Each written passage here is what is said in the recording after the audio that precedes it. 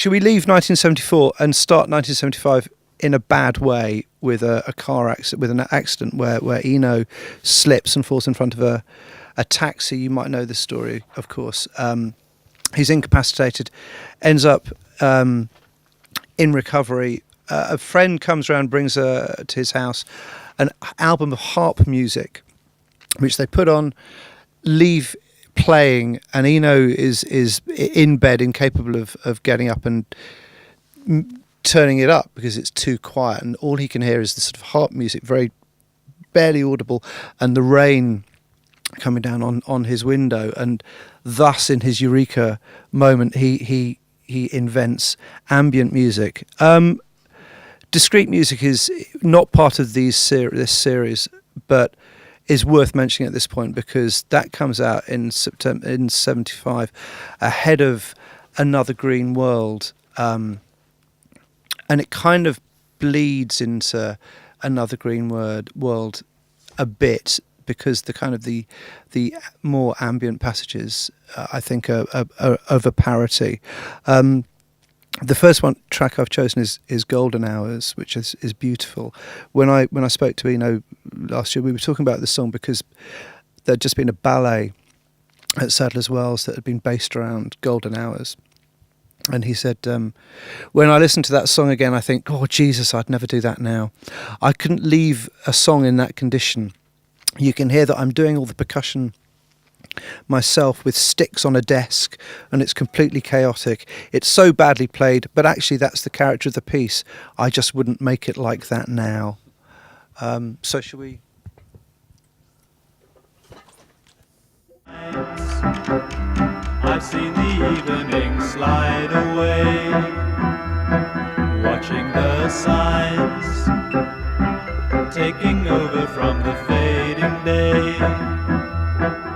My understanding of these sessions, the way that Eno would operate these sessions, is that we have this idea, I think, that, you know, Eno is this kind of, has this sort of scientific approach to how he makes music, and it's all very kind of mathematical, and it's all very kind of, you know, thought out and logical.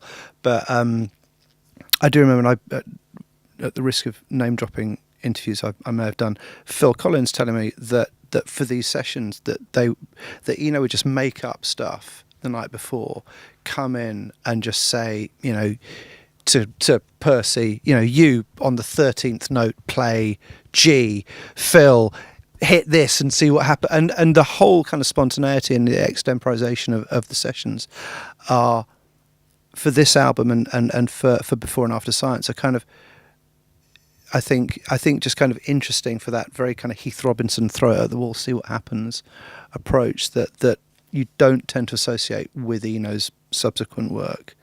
But the other track I've chosen from Another Green World is Spirits Drifting, because it kind of, for me, it foreshadows, well, sort of from Bowie's Low, and you know, that becomes Bowie, the work with Bowie very much takes up the next few years of Eno's career. So should we go into Spirits Drifting?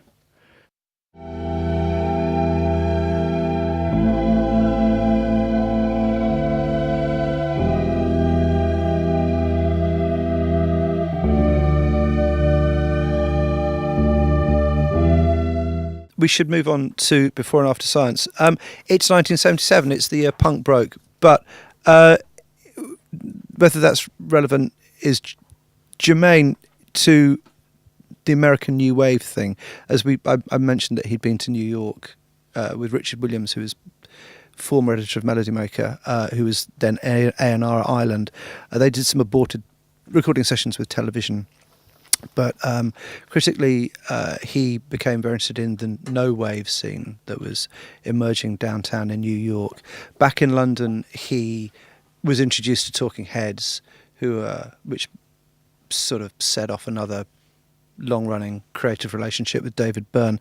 The first track I've chosen is No One Receiving, which kind of foreshadows a bit of that Talking Heads sound, that very clipped funk sound, but critically I think it's basically its LCD sound system. So shall we have a go at this? Out here among the stars, in these metal ways, in these metal days. So I think, you know, you can hear as well in there the kind of the polyrhythms, which, you know, become another, you know, further down the line, become another kind of thing that Eno develops and experiments with. The last track that I want to play off this is one of my favourites. The